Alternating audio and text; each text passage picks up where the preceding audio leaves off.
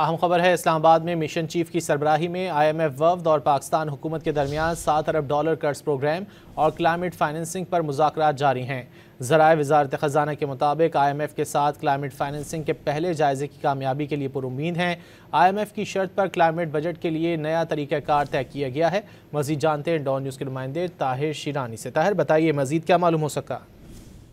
جی، اس وقت جو IMF کا مشن چیف ہے پاکستان کے لیے وہ اسلام آباد میں موجود ہیں اور پاکستانی حکام کے ساتھ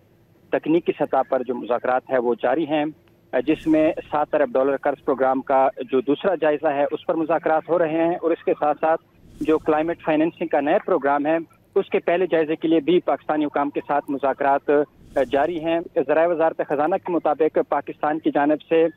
کلائمیٹ فائننسنگ کے پروگرام کے لیے جو شرائط ہیں اس پر عمل درآمد کیا جا رہا ہے، اور کلائمیٹ فائننسنگ کے پہلے جائزے کی کامیابی میں کوئی رکاوٹ نہیں ہے، اس لیے پہلا جو جائزہ ہے کلائمیٹ فائننسنگ سے متعلق وہ کامیابی سے تکمیل کی جانب گامزن ہو سکتا ہے، اور جس کے نتیجے میں پاکستان کو اس حوالے سے فنڈنگ موصول ہوگی۔ ذرائع وزارت خزانہ کے مطابق IMF کی شرط پر کلائمیٹ بجٹ کے لیے نئے طریقہ کار طے کیا گیا ہے۔